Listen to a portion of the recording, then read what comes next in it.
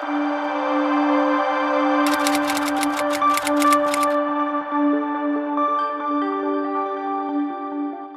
संहिता 32 और उसका 8वां वचन। मैं तुझे बुद्धि दूंगा और जिस मार्ग में तुझे चलना है उसमें मैं तेरी अगुवाई करूंगा। तुझ पर मैं कृपा दृष्टि रखूंगा और तुझे सम्मति दिया करूंगा। यह परमेश्वर का वायदा है और इस बात पर हम लोग देख रहे हैं कि प्रभु कहता है कि मैं तुझे सम्मति दूंगा, मैं तुझे सलाह दूंगा। और परमेश्वर हमें बताएगा, हमें सिखाएगा। पर अभी हम इन बातों को सीख रहे हैं। इजरायली लोग, आज जो फलिस्ती और इजरायली, इनके बीच में जो समस्या है, इजराइल कौम प्रभु का चुना हुआ कौम है। एक बात अच्छे से याद रखिएगा, इस धरती में, अच्छे से आप इस बात को समझिए, इस धरती में पूरे मानव जाति में केवल एक ही कौम है जिसे प्रभु ने अपने लिए चुना और जिनको कहता है मेरी निज प्रजा। वो सिर्फ और सिर्फ इजरायली लोग हैं, अभी जिनको हम यहूदी कहते हैं। तो केवल यही लोग हैं जो प्रभु के चुने हुए लोग। बाकी जितने भी हैं सभी को अन्य जाति कहा गया है, गैर कौम कहा गया है। एक ही कौम है जिसको प्रभु मान्यता देता है, जिसको प्रभु ने अपने लिए चुना है, वो है यहूदी कौम, इजरायली लोग।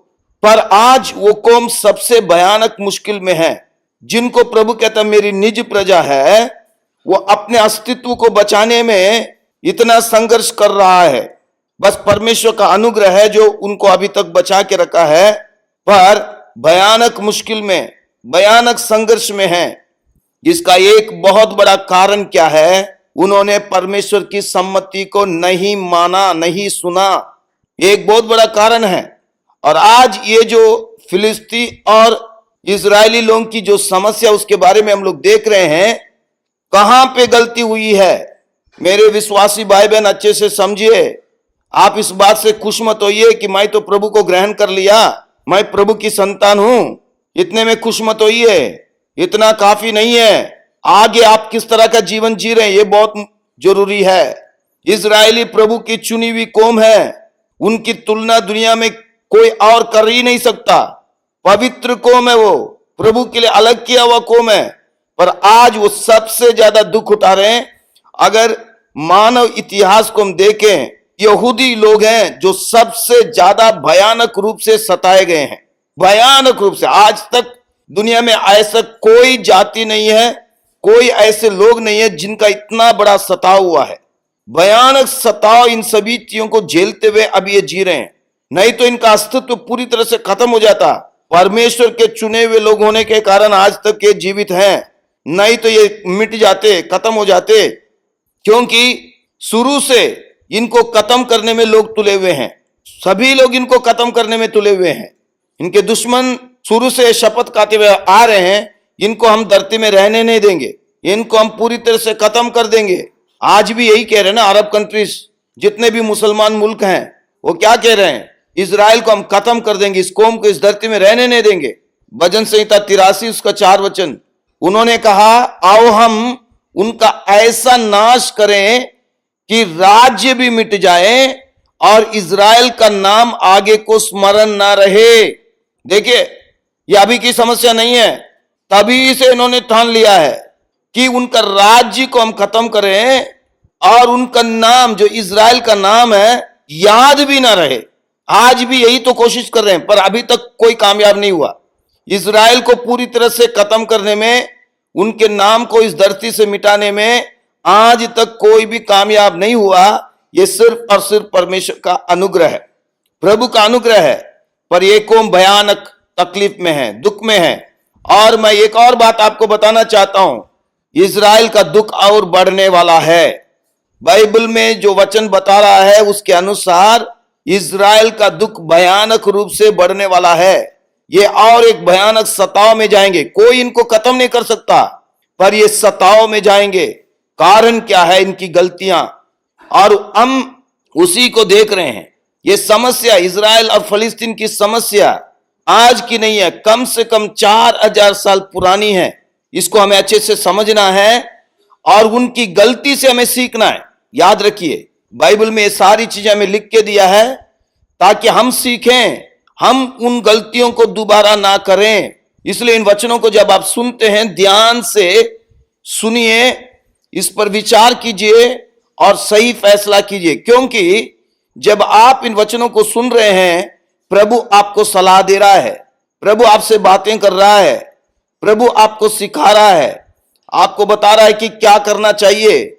इजरायली लोगों ने, यहूदी लोगों ने, ये जो प्रभु के चुने हुए लोग हैं जिनको प्रभु ने अपने लिए अलग किया है, इन्होंने जो गलती की है वो गलती हम ना करें। हम पहले देखे थे कि इब्राहिम ने गलती की। देखिए ये इज़राइल, ये जो जगह है ये परमेश्वर ने इनको दी है। ये बात अच्छे से समझना है, परमेश्वर ने इनको दी है। ये बहुत खास बात है। इब्राहिम को प्रभु ने चुना, माने इब्राहिम पहले सच्चे परमेश्वर को जानता नहीं था।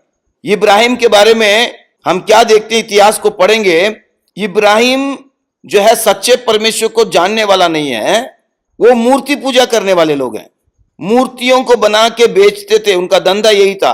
और इब्राहिम बहुत अमीर था, बहुत अमीर था, और ऊज नामक देश में रहता था। वो आज इराक में आता है, इराक में। तो इराक का रहने वाला है इब्राहिम। वहां से प्रभु ने उसको चुना क्योंकि इब्राहिम सच्चाई को जानना चाहता था कि ये तो मूर्तियां हम अपने हाथ से बनाते हैं, इसको हम बेचते हैं और इसी को हम पूजते हैं। ये कैसे हमारे ईश्वर हो सकते हैं, इनको हम कैसे पूज सकते हैं। तो उसके मन में ये बात थी, मैं सच्चे परमेश्वर को जानना चाहता था कि एक व्यक्ति को चुने जिसके द्वारा पूरी दुनिया को अपने बारे में बताएं। तो इसलिए प्रभु ने इब्राहिम को चुना, क्योंकि लोग भटक चुके थे। उन लोग अपने लिए अन्य देवताओं को बना करके पूजने लगे थे। जीवित परमेश्वर के पीछे चलने वाला कोई भी नहीं है। और प्रभु ऐसे व्यक्ति को ढूंढ रहा था जिसके द्वारा प्रभु अपने आप को इस दुनिया को प्रकट कर सके। तो इब्राहिम को प्रभु ने देखा, उसके अंदर वो चाहत थी कि मैं सच्चे परमेश्वर को जानना चाहता हूं। तो प्रभु ने उसको दर्शन दिया, उसको बुलाया और प्रभु ने उसको कहा, उत्पत्ति 12 अध्याय पहले वचन से देखिए, यहोवा ने अब्राहम से कहा, अपने देश और अपने कुटुंबियों और अपने पिता के घर को छोड़कर उस देश में चला जा जो मैं तुझे दिखाऊंगा, और मैं तुझसे एक बड़ी जाति बनाऊंगा और तुझे आशीष दूंगा और तेरा नाम महान करूंगा और तू आशीष का मूल होगा। जो तुझे आशीर्वाद दे उन्हें मैं आशीष दूंगा और जो तुझे कोसे उसे मैं शाप दूंगा, और भूमंडल के सारे कुल तेरे द्वारा आशीष पाएंगे। यहोवा के इस वचन के अनुसार अब्राहम चला। एक बहुत बड़ी बात है, इब्राहिम पहली बार प्रभु की आवाज सुन रहा है, जीवित और सच्चे परमेश्वर जो हमसे बात करता है। एक नया अनुभव है इब्राहिम का। उस वक्त उसका नाम अब्राहम था। अभी तक वो मूर्तियों को बना के उसी को बेच रहा है, उसी को पूज रहा है, जो बोल नहीं सकते, सुन नहीं सकते, देख नहीं सकते, चल नहीं सकते, कुछ कर नहीं सकते। पर अभी एक ऐसे परमेश्वर के साथ इसकी मुलाकात हो रही है जो देख सकता है, बोल सकता है, सुन सकता है, चला सकता है, सब कुछ कर सकता है। इसी की खोज वो कर रहा था। तो तुरंत उस परमेश्वर की बात माना और प्रभु ने कहा, तुझे क्या करना होगा, अपने देश को छोड़ना होगा, कुटुंबियों को छोड़ना होगा, पिता के घर को छोड़ना होगा, है ना, और वो जगह जाना है जो मैं तुझे दिखाऊंगा। सभी लोग इस बात को अच्छे से समझिए, क्यों प्रभु ऐसे कहा अब्राहम से। वहीं पे प्रभु रख के उसके द्वारा काम कर सकता था, पर नहीं हो सकेगा, क्योंकि अगर वो अपने कुटुंब के साथ, अपने परिवार के साथ रहेगा, उन लोग इब्राहिम को प्रभु के पीछे चलने नहीं देंगे और इब्राहिम के लिए मुश्किलें होगी। इसलिए प्रभु अलग कर रहा है। आज भी जब हम मसीह को ग्रहण करते हैं, कई बार प्रभु हमें परिवार से, रिश्तेदारों से, दोस्तों से, कई लोगों से अलग करता है। बोलता अब उनके साथ तुम्हारा कोई ऐसे संबंध नहीं, अब मेरे साथ है। मैं तुझे आशीष दूंगा, पर मेरे पीछे चलना पड़ेगा, इन सभी चीजों को त्यागना पड़ेगा। हम कहते हैं ना, कुछ पाने के लिए हमें कुछ खोना पड़ेगा। तो प्रभु हमारे लिए बहुत कुछ रखा है। सबसे बड़ी बात तो अपना स्वर्ग राज्य रखा है। और प्रभु कहता, मैं तुम्हारे लिए एक घर तैयार किया हूं और वहां पे ले जाऊंगा। तो इतनी बड़ी चीज पाने के लिए कई बार हमें दुनियादारी चीजों को खोना पड़ेगा, रिश्तेदारों को। प्रभु कहता, तू निकल बाहर, उनके साथ रहते हुए मैं तेरे जीवन में काम नहीं कर सकता और तू मुझ में बढ़ नहीं सकता। तू सच्चाई को जानना चाहता था, मैं अब तेरे सामने सच्चा परमेश्वर प्रकट हो गया हूं, अब मेरे पीछे चलेगा तो मैं तुझे आशीष दूंगा, और इतनी आशीष दूंगा कि तू पूरी दुनिया के लिए आशीष का कारण बनेगा, सभी कौम के लिए तू आशीष का कारण बनेगा, तुझे मैं एक बहुत बड़ी जाति बनाऊंगा। और इब्राहिम की खासियत यह है, उसने आगे पीछे नहीं सोचा। परिवार, लोग क्या सोचेंगे, लोग क्या करेंगे, लोग मेरे विरुद्ध में आएंगे, मेरे बारे में बुरा बोलेंगे, कुछ नहीं सोचा। वो कहा कि मैं अब सच्चाई को जान चुका हूं, अब मैं पीछे नहीं हटूंगा, चाहे कुछ भी हो जाए। जो लोग प्रभु के लिए ऐसे खड़े रहते हैं, प्रभु उनको लेकर इस्तेमाल करता है। एक अच्छा फैसला किया, प्रभु की बात माना, तुरंत चला। पर उसकी एक छोटी सी गलती, जो सारा की बात सुन लिया। देखिए, कनान देश में प्रभु लेके आया, और प्रभु ने उसे क्या वायदा किया, देखिए 13 अध्याय उसका 14 वचन से हम पढ़ें। तब लूत अब्राहम से अलग हो गया। तब उसके पश्चात यहोवा ने अब्राहम से कहा, आंख उठाकर जिस स्थान पर तू है वहां से उत्तर, दक्षिण, पूर्व, पश्चिम चारों ओर दृष्टि कर, क्योंकि जितनी भूमि तुझे दिखाई देती है उस सबको मैं तुझे और तेरे वंश को युग युग के लिए दूंगा, और मैं तेरे वंश को पृथ्वी की धूल की किनकों के समान बहुत करूंगा, यहां तक कि जो कोई पृथ्वी की धूल के किनकों को गिन सकेगा वही तेरे वंश भी गिन सकेगा। उठ, इस देश की लंबाई और चौड़ाई में चल फिर, क्योंकि मैं उसे तुझी को दूंगा। अभी जो इजरायली लोग जिस जगह पे रह रहे हैं वो थोड़ी सी जगह में रह रहे हैं, वहां पे भी संघर्ष कर रहे हैं, पर प्रभु ने इससे बड़ी जगह उनको दी है। मिस्र का इलाका उसमें आता है, लेबनान आता है, सीरिया का दक्षिणी इलाका आता है, सऊदी अरब का इलाका आता है, पूरा जोर्डन आता है। ये पूरा इलाका प्रभु ने इब्राहिम को दिया था, और प्रभु कहता है मैं तुझे दे रहा हूं, तेरे वंश को मैं युग युग के लिए दे रहा हूं, युग युग के लिए, मैंने हमेशा के लिए। पर आज उस जगह पे संघर्ष क्यों कर रहे हैं? थोड़ी सी जगह में सीमित हो गए, और उसको भी बचाने में उनको इतनी दिक्कत हो रही है, और उसको भी छीनना चाह रहे हैं। हाँ, कह रहे हैं तुम यहां के नहीं हो, तुम बाहर के हो, तुम यहां आके बसे हो। देखे, अपने ही घर में उनको कहां क्या कहा जा रहा है, तुम बाहर के हो। जरा सोच के देखिए, आपने घर बनाया, अपने लिए बनाया, अब काफी दिन आप घर से बाहर रहे, कोई आके वहां रह गया, अब दोबारा उस घर में आके रहना चाह रहे हैं। जो उन्होंने कब्जा कर लिया वो कहते तुम यहां के नहीं हो, हम हैं यहां के, भाग जाओ यहां से। कैसा लगेगा आपको? आपका घर है, आपने अपने लिए बनाया, काफी दिन घर से बाहर रहे, आप दूर रहे, और कोई आके वहां बैठ गया, कब्जा कर लिया, अब वो कहता है ये मेरा है। आज इजराइल फलस्तीन का हालत यही है, जहां पे फलस्तीन बैठा है वो उसका नहीं है, ये प्रभु ने इब्राहिम को दिया है, इब्राहिम को दिया। इजराइल कौम बनने से पहले, इसहाक का पैदा होने से पहले प्रभु ने इब्राहिम को यह वायदा किया, ये सब जगह तुम्हारे होंगे, तुम्हारे वंश का होगा, युग युग के लिए होगा। पर आज देखिए, काफी इलाका वो खो दिए हैं। मिस्र के पास है, सिनाई पर्वत मिस्र के पास है, और काफी इलाका सऊदी अरब के पास है, लेबनान पूरा, सीरिया का दक्षिणी इलाका, जोर्डन पूरा, ये सब खो बैठे हैं। अब थोड़ी सी जगह इनके पास है, वहां पे भी संघर्ष कर रहे हैं। पहला कारण, इब्राहिम जो सारा की बात सुनी, प्रभु से पूछा नहीं, प्रभु तूने मुझसे वायदा किया सारा के द्वारा एक वंश देगा।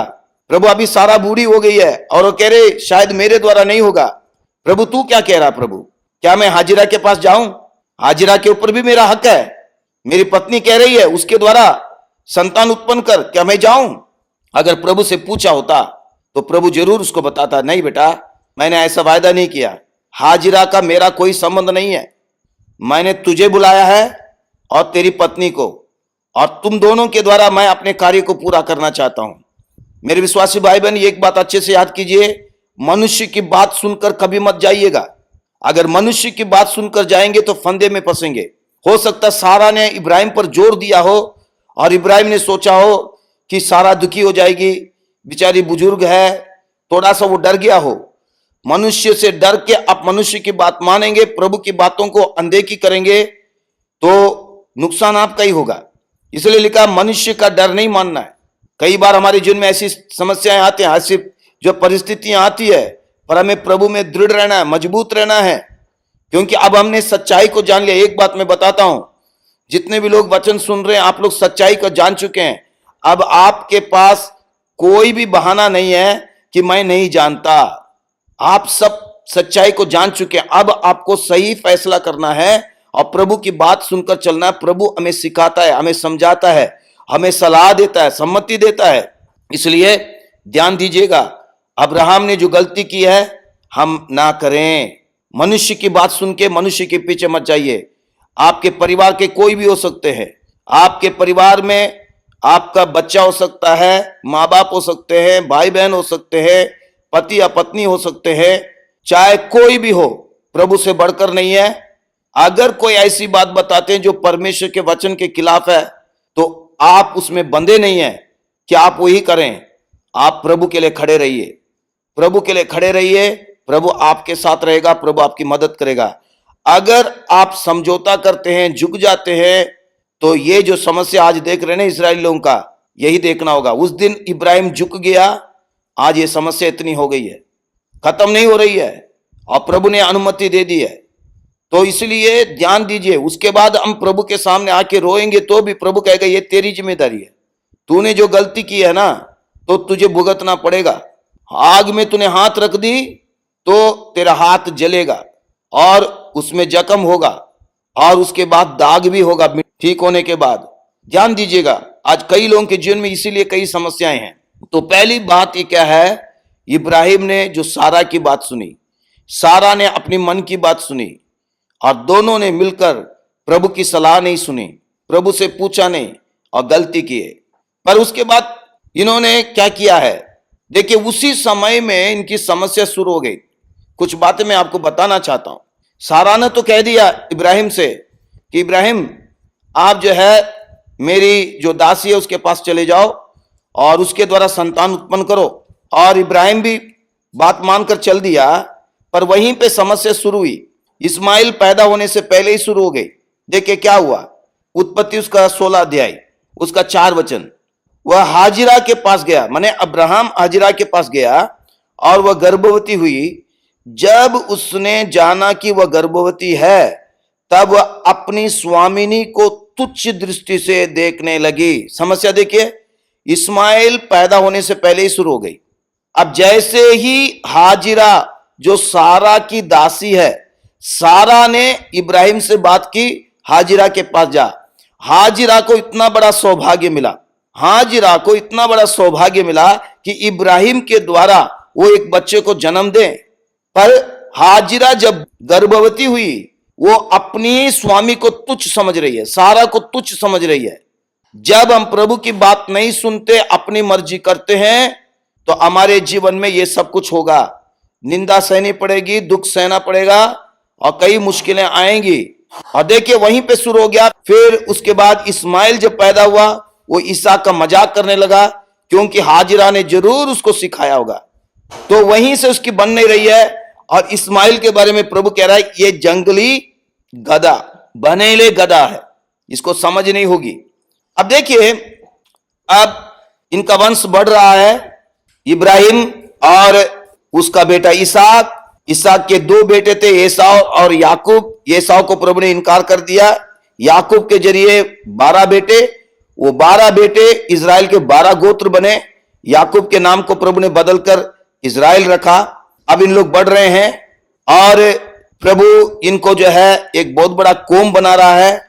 बाद में हम देखते हैं कि प्रभु इनको मिस्र की गुलामी से निकाल रहा है, क्योंकि मिस्र की गुलामी में चले गए, वहां से उनको निकाल के वापस कनान लेके आ रहा है। कनान देश में थे और प्रभु ने कहा ये पूरा देश तुम्हें दे रहा हूं। और अकाल के कारण वहां से निकल गए, मिस्र में चले गए, गुलाम बन गए। 430 साल के बाद दोबारा प्रभु उनको कनान में ले जा रहा है, मिस्र की गुलामी से निकाल करके। अब प्रभु मूसा के द्वारा, फिर उसके बाद यहोशू के द्वारा इजरायली लोगों को कनान देश ले जा रहा है। वो पूरा इलाका प्रभु उनको दे रहा है, पूरा इलाका अब इनके हाथ में आ गया। अब जो जो देश प्रभु ने इजरायली लोगों को देने का वायदा किया, वो पूरा कनान प्रभु ने इजरायली लोगों को दे दिया। अब इजरायली लोग वहां पे राज्य कर रहे हैं, शासन कर रहे हैं। और प्रभु जो है अपने सेवकों को, न्यायियों को उनके ऊपर खड़ा करता है। न्यायी लोग प्रभु की अगुवाई से इनकी अगुवाई कर रहे हैं। पर अब समूएल के समय में ये इजरायली लोग शमूएल से कह रहे हैं, हमारे आसपास में जितने भी जाति के लोग हैं उनके अनुसार हमारे लिए एक राजा दे। पहला शमूएल 8 अध्याय। सुन, तू तो अब बूढ़ा हो गया और तेरे पुत्र तेरी राह पर नहीं चलते। अब हम पर न्याय करने के लिए सब जातियों की रीति के अनुसार, सब जातियों की रीति के अनुसार हमारे लिए एक राजा नियुक्त कर दे। इस बात पर ध्यान देना है, सब जातियों की रीति के अनुसार। इन लोग अपने आसपास में जो लोग हैं उनको देख करके उनके समान बनना चाह रहे हैं। ये भूल गए हम तो प्रभु के लोग हैं, हम प्रभु की प्रजा है, प्रभु हमारे ऊपर राजा है, वो हमारी अगुवाई कर रहा है। इतने दिन प्रभु इन न्यायियों के द्वारा हमारी अगुवाई कर रहा है, हमें चला रहा है, तो हमें और किसी राजा की जरूरत नहीं, हम सही सलामत है। जब कभी भी दुश्मन आता है तो प्रभु हमें दुश्मनों से छुड़ा रहा है। बीच में इजरायली लोग भटकते रहते हैं और ये कभी भी सही ढंग से प्रभु के पीछे नहीं चले, इसलिए जब कभी भी प्रभु से दूर होते थे प्रभु इनके ऊपर दुश्मनों को भेजता था। फिर इन लोग प्रभु को पुकारते थे, फिर प्रभु न्यायियों को लेके आता था और दुश्मनों के हाथ से छुड़ाता था। और इस तरह चल रहा है, प्रभु इनको संभाल रहा है और इन लोग अपने देश में रह रहे हैं। अब इन लोग क्या कर रहे हैं, हमें राजा चाहिए। शमूएल दुखी हो गया, प्रभु से कह रहा है, तो प्रभु कह रहा है तुझे नहीं, उन्होंने मेरा तिरस्कार किया है, मुझे इनकार किया है। जो राजा चाहते हैं ना उनको राजा दे दे, राजा दे दे। कई बार प्रार्थना प्रभु सुन लेगा। अभी इन लोग राजा मांग रहे हैं, प्रभु कह रहा है शमूएल से तू राजा दे दे, मांगते ना दे दे। कई बार जब हमारे बच्चे भी जिद करते ना, हम बाद में बोलते चलो दे दो उसको, दे दो उसको, खुशी से नहीं दे रहे हैं। कभी भी प्रभु से जिद करके कुछ भी मत लीजिए, प्रभु की इच्छा को जान के लीजिए, तब आप आशीष पाएंगे। यहां पे इन्होंने ऐसे किया, प्रभु ने भी दे दिया। और एक और बात अच्छे से समझिए, हर एक प्रार्थना का जवाब मिल रहा करके आप ये मत सोचिए कि प्रभु आपसे खुश है।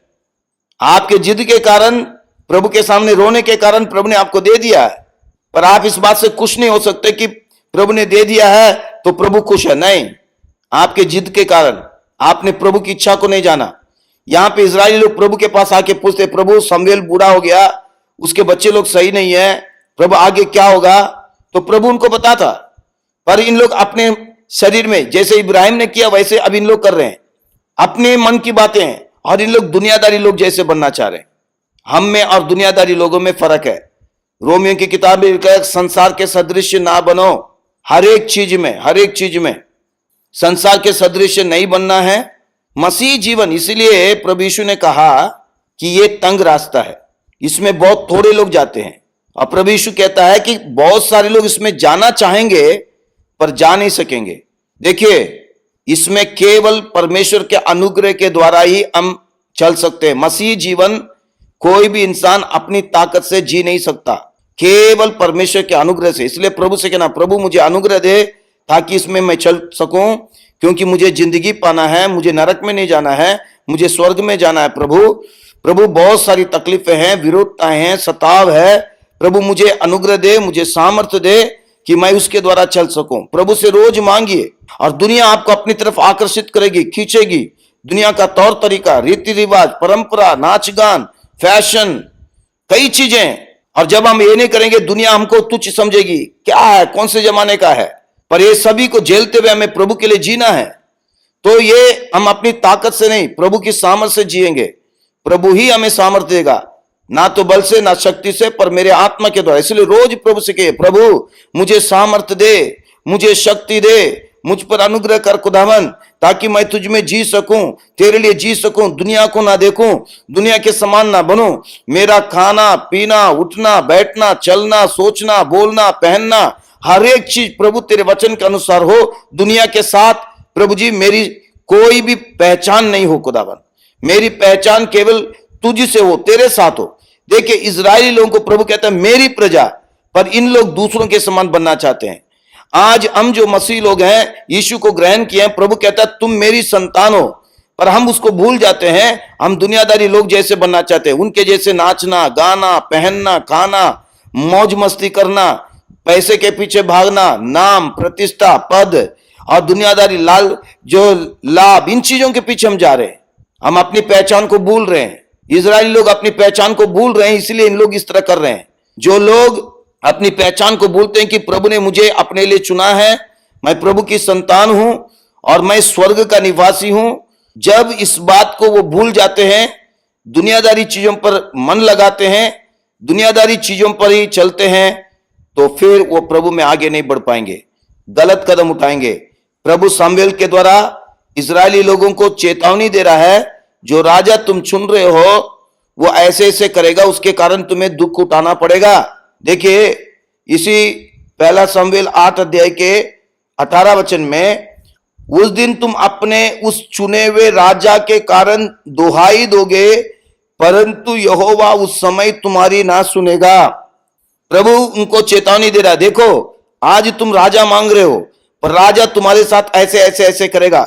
इससे पहले वाले वचनों में आप देख सकेंगे कि राजा तुम्हारे साथ ऐसे ऐसे ऐसे करेगा और बाद में तुम बहुत दुखी होगे, परेशान होगे। अभी तुम्हें जो आजादी है वैसी आजादी तुम्हें नहीं मिलेगी।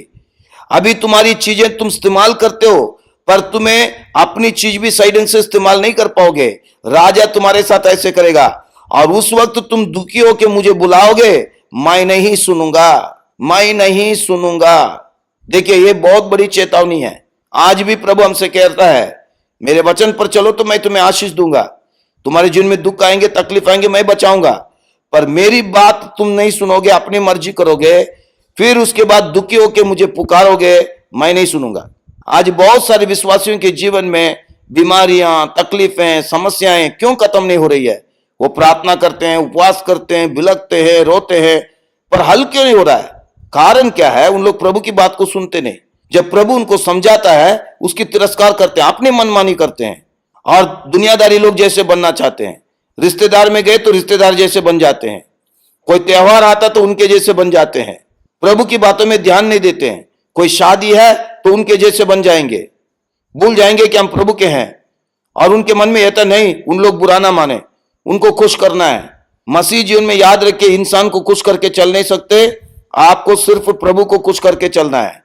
देखिए यहां 19वें वचन में लिखा है, तो भी उन लोगों ने शमूएल की बात ना सुनी और कहने लगे, नहीं, हम निश्चय अपने लिए राजा चाहते हैं, जिससे हम भी और सब जातियों के समान हो जाएं और हमारा राजा हमारा न्याय करे और हमारे आगे आगे चलकर हमारी ओर से युद्ध क्या करे। देखिए यहां पे जो शब्द इस्तेमाल कर रहे हैं, क्या कह रहे हैं? देखिए, जिससे हम भी और सब जातियों के समान हो जाएं, दूसरे लोगों के समान बनना चाह रहे हैं।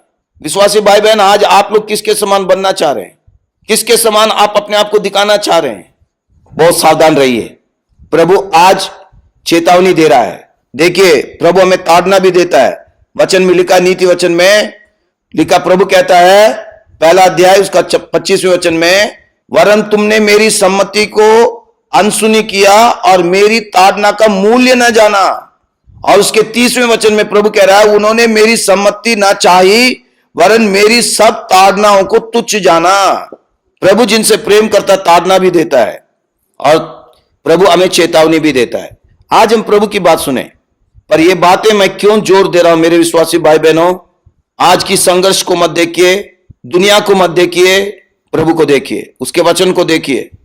अब आप सच्चाई को जान चुके हैं और अगर आप पीछे हटेंगे तो आप प्रभु की सलाह को सुन नहीं रहे हैं, अपनी मनमानी कर रहे हैं और अभी हो सकता है कि कुछ समय के लिए कुछ नहीं हो रहा है और दीर्घ काल में आगे देखेंगे आपके बच्चे बहुत दुख उठाएंगे।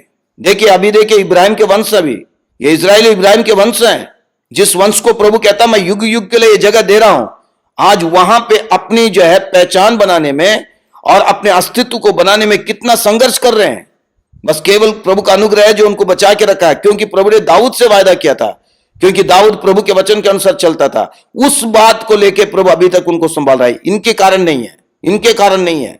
इसलिए सभी लोग ध्यान दीजिए। आज देखिए आपके जीवन में क्या क्या कमी है, क्या क्या बातें जो आप प्रभु की सुन नहीं रहे हैं। आप जो है अपनी बात सुन रहे हैं, लोगों की बात सुन रहे हैं और दूसरों के समान बनना चाह रहे हैं। अपनी पहचान प्रभु के साथ बनाइए। यीशु के साथ हमारी पहचान है, दुनिया के साथ नहीं। दुनिया हमें मानेगी नहीं, दुनिया हमें ग्रहण नहीं करेगी, कोई बात नहीं, कोई बात नहीं। हमारे लिए प्रभु ने सारी आशीषों को रखा है।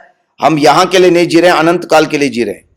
इसलिए आज हम समर्पण करें, समर्पण करें, प्रभु के हाथ में दें। प्रभु मैं गलती नहीं करूंगा, जैसे इजरायली लोग ने गलती की प्रभु, इब्राहिम से जो गलती हुई है, फिर उसके बाद इजरायली लोग ने जो गलती की खुदावन, आज भी जो उसके कारण दुख भुगत रहे, मैं ऐसा नहीं होना चाहता। मैं तेरी आशीष को पाके तेरे लिए जीना चाहता हूं। सभी लोग प्रार्थना कीजिए, समर्पण कीजिए। मेरे विश्वासी भाई बहनों, देखिए कहां कहां पे गलती कर रहे हैं, प्रार्थना का जीवन खत्म हो रहा है, हम संगति में सही ढंग से नहीं रहते हैं, हम लोगों के पीछे जा रहे हैं। मत कीजिए, मत कीजिए। ये अभी नहीं, आगे हमारे लिए बहुत भयानक दुख लेके आएगा, क्योंकि श्राप हो जाता है। प्रभु हमें आशीष देना चाहता है। प्रभु से अनुग्रह मांगे, प्रभु मुझे अनुग्रह दे। जहां पर भी हमने गलती की, प्रभु से कहें, प्रभु के सामने घुटने टेक के टूटे हृदय के साथ कहें, प्रभु मुझे क्षमा कर दे। प्रभु मैं दुनियादारी लोगों के समान बनना चाह रहा था, प्रभु जी मुझे क्षमा कर दे। मैं अपनी पहचान तेरे साथ ही रखूंगा। प्रभु तूने मुझे अपनी संतान बनाया है, मैं तेरा बेटा हूं, मैं तेरी बेटी हूं, और मेरा जीवन तेरे नाम से ही चलना है प्रभु, और किसी के नाम से नहीं। प्रभु जी मैं अपने आप को समर्पण करता हूं, चाहे कुछ भी हो जाए प्रभु, मैं अब तेरे पीछे ही चलूंगा और किसी के पीछे नहीं। मैं आशीष पाना चाहता हूं, मैं तेरे अनुग्रह को पाना चाहता हूं, मैं अनंत काल के लिए तेरे साथ रहना चाहता हूं। प्रभु जी तू मेरी सहायता कर। हालेलुया। सभी लोग प्रार्थना करें, सभी लोग प्रभु के हाथ में समर्पण करें। जहां जहां पर कमियां हुई है, प्रभु से क्षमा मांगिए। जब लोग हमें देखेंगे, हमें यह देखना है कि हम मसीह हैं, हम प्रभु के हैं, यही हमारी पहचान होना है।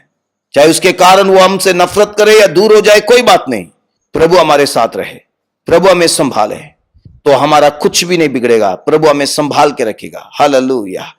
प्रभु इन वचनों को सुनने वाले हर एक को अनुग्रह दे खुदावन, हर एक को अनुग्रह दे प्रभु, कभी भी तुझसे दूर ना हो, इजरायली लोगों के समान गलती ना करे खुदावन। प्रभु ना अपनी आवाज सुने, ना लोगों की, ना अपनी मर्जी करें, ना दुनियादारी लोगों के समान बनने की कोशिश करें। तूने हमें अपने लिए चुना है, अपनी निज प्रजा के रूप में, पवित्र लोगों के रूप में। उस पहचान को हम बना के रखें हमारे हर एक चीज में, हमारे खाने पीने, पहनने, चलने फिरने, उठना बैठना, लोगों के साथ संबंध, हमारे काम, हमारी बातें, हर एक चीज में मसीह की पहचान को हम बना के रखें। हम अपनी मर्जी ना करें, लोगों के समान, दुनियादारी लोगों के समान बनने की कोशिश कभी ना करें खुदावन। तंग रास्ता है, पर इसमें चलने में तू हमारी सहायता कर, हमें अनुग्रह दे, हम सबको सामर्थ और बल दे खुदावन। जो वचन सुन रहे हैं उसके अनुसार चलने में सहायता कर खुदावन। हम आशीषित रहें और सुरक्षित रहें, तरक्की करते जाएं, उन्नति करते जाएं, तेरे नाम की महिमा और बढ़ाई करें खुदावन। प्रभु तेरे पवित्र आत्मा में हर एक को हम सौंप देते हैं प्रभु जी, तेरे नाम से इनको आशीष देते हैं।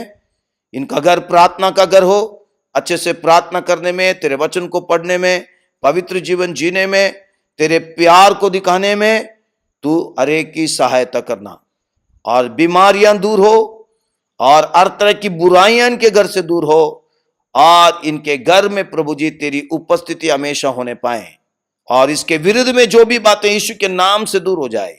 यीशु के नाम से हम प्रार्थना मांगते हैं, सुन और कबूल कर, आमीन।